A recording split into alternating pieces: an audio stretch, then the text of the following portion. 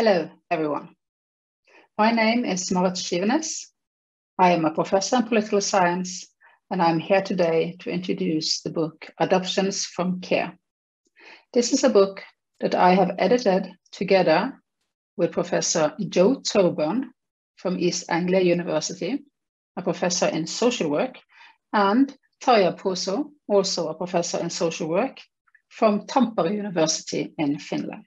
Many thousand children are placed out of home by the child protection system. They are placed out of home because their parents are unable or unwilling to give them sufficient care. The child protection system will typically place children in a foster home, but also it is used institutional care, residential units of group homes. Some children will be reunited with their birth parents, which is the whole purpose of the child protection system, to help families to manage their life together. But for some children, this is not possible. It's not possible to reunify them with their natural parents. And adoptions from care is about this group of children. There are children that are growing up in public care. And the question is, how can governments, how can the state properly care for these children? Is the state a good parent? Is it possible for the government to care for this group of children? And many professionals and many lay people would say that the answer to these questions are no. So, why a book on adoptions from care? Foremost, because this is extremely important for the children that are growing up in public care. It is a general agreement and well documented that for some children, adoption will be the best way of securing permanence and a long-lasting family for the children. There are three components in what we call the permanence. Adoption will secure legal permanence. Adoption will also secure residential permanence. And thirdly, adoption will secure the relational permanence. So you will be bound to a new family by law, by the physical place where you grow up, and also by your emotional connection. And what research pinpoints is that adopted children have higher levels of emotional security, sense of belonging, and general well-being.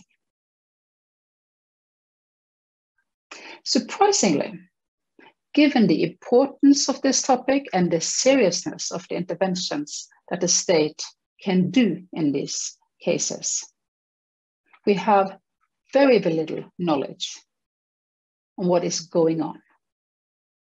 How do the state make these assessments? How do the state make these intrusive interventions? Is it legitimate that they terminate parental rights? And are the government, as I asked earlier on, able to care for these children? Are the outcome good for these children? We have huge knowledge gaps in terms of how, when, and why children are adopted. And just a simple example. A study published in 2019 shows that a range of European countries are not fulfilling simple, basic accountability principles when it comes to adoption from care. The article concludes that we actually cannot say and we cannot know what is going on in these proceedings. We don't know if they are legitimate or if they are illegitimate. And tellingly, this article is titled The Hidden Proceedings. The title of our book is Adoption from Care, International Perspectives on Children's Rights, Family Preservation, and State Interventions. The book includes chapters on adoption from care in 9 different countries. It includes policy developments and statistics from Austria, from England, Estonia, Finland and Ireland, Germany, Norway, Spain, and the United States. There's a wide range of countries and countries that we are not that familiar with. So it will be extremely interesting to learn how they are thinking around adoptions from care, but also on their approach to child protection in general. In addition, we have chapters on attachments, on the family, contact arrangements, and the European Court of Human Rights. So yes, this book attempts to fill some of the knowledge gaps. And clearly we are unable to fill them all, but we do have some indications on the policy trends, and we do have documentations on distinct differences for the trajectory and for the life stories for the children in care between countries. Hello. As social policy and social work educators and researchers from very different countries, we 3 editors were aware that in high-income countries that share many family and child rights and child welfare principles, based as they are on the UN Convention on the Rights of the Child, there were big differences in the extent to which differential uses were made of adoption from care as part of the child protection services. We linked up with colleagues from 7 other jurisdictions with a range of family welfare and child protection policies to explore the extent of these differences and why they might occur. The first steps were to be clear about the data on children entering care, and indeed entering long-term care because of child protection concerns, and to understand trends in adoption. In the introductory chapter, we first chart the reduction over the past 30 or so years of adoption as a form of family formation, whether by voluntary, in-country placement, in-family adoption, or internationally. The largest proportion of those placed for adoption now is those placed from public out-of-home care as part of their child protection services. In the introductory chapter, we start to hypothesize about explanations for these differences, which we would ask the chapter authors to explore. These might include different histories and approaches to the role of the state in providing family welfare services, different attitudes to family rights and responsibilities and willingness to legally sever the links between parents and children via adoption, different interpretations of the principles shared in all the jurisdictions of the paramountcy of the child's needs for stability and family membership, and how this is weighed with the continuation of birth-family links, and differences in legal systems. Is adoption legislation aligned with child welfare legislation, or is it totally separate? It has been an important learning journey and a pleasure to have worked with the scholars and practitioners who have contributed to this book. I am sure that readers from across child rights and child placement services will find much to take away from its pages. Thank you. Hello, my name is Katre Luhamaa, and together with Conor O'Mahony from University of Cork, Ireland, I wrote a chapter that shows how international human rights norms deal with adoptions from care. While each state is generally free to decide how it organizes adoptions in their state, international human rights law limits the state's discretion and defines principles that all adoption systems should follow. Our chapter discusses both the limitations that are binding to all the 9 countries included in our adoption book, but it also discusses the European requirements that bind 8 of the countries included in the book. The instruments that we analysed were the Convention on the Rights of the Child, European Convention on Human Rights, European Convention on the Adoption of Children, and shortly also the Hague Convention on Inter-Country Adoptions. We analysed all the key provisions in these instruments and defined key themes and principles that these documents oblige the states to. First, the principle of the best interest of the child. It is a principle that has to be at the center of every adoption decision, and it has to be a paramount consideration in these decisions.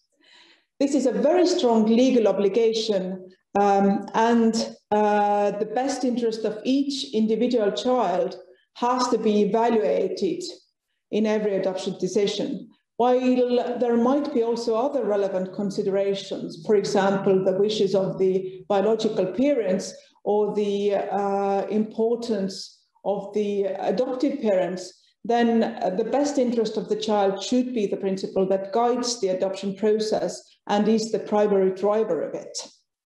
Secondly, all of these instruments stress the importance of hearing the child and listening to the views of the child. Furthermore, these conventions also require that the states specify from which age the consent of the child is required for adoption.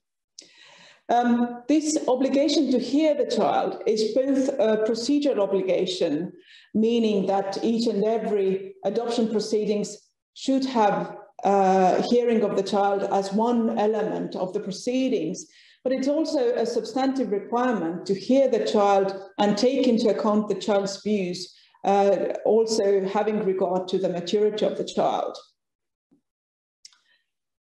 Finally, all of these instruments, to a more or less extent, discuss the institutional as well as procedural requirements for adoptions.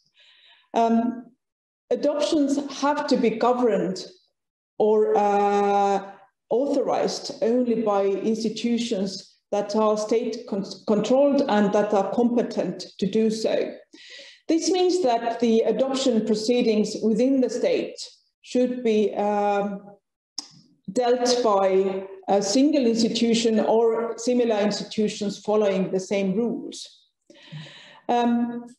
Secondly, the state should take control over the process of the adoption and set out the obligatory steps for such decisions. For example, hearing of both the adoptive parents as well as the biological parents, assessing the capabilities of the adoptive parents, as well as taking into account the views of the child, should all be part of the process and evaluated fairly and without any bias.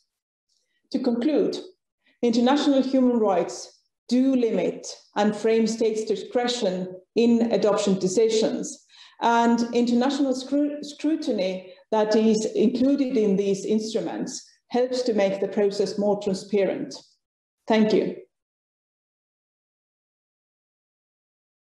As you have learned before in the earlier presentations, the motivation for this book has been to explore adoption from care and to learn how children's rights are practiced and weighed against parents' and adopters' rights in present-day societies, and how governments and legal and welfare professionals balance those rights and discharge their duties of care to those children who cannot grow up in their parents' care.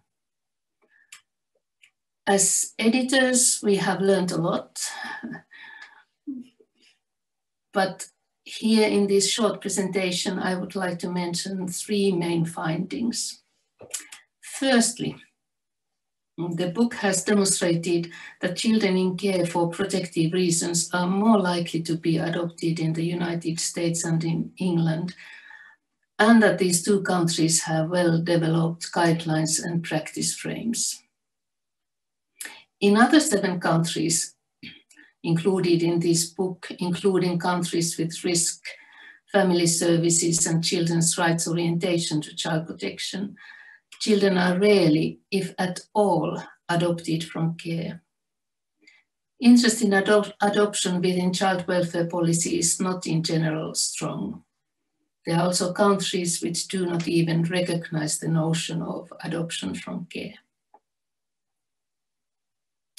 Secondly,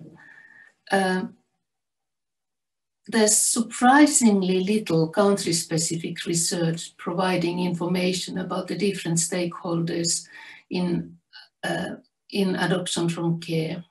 The characteristics, the views, coping mechanisms of children, birth parents and adopters are only rarely studied outside the countries making more frequent use of adoption from care. These child protection systems have to make policy and practice decisions based on the limited information they do have. And the third main finding follows from the second one and builds on the notion that adoption from care does not take place in any social or historical vacuum or isolation. As the rationales of child protection systems, welfare states, and the history and cultural meanings of adoption vary, the messages from research elsewhere have to be adapted to specific country contexts and their understanding of private and public responsibilities, rights to family life, and children's rights.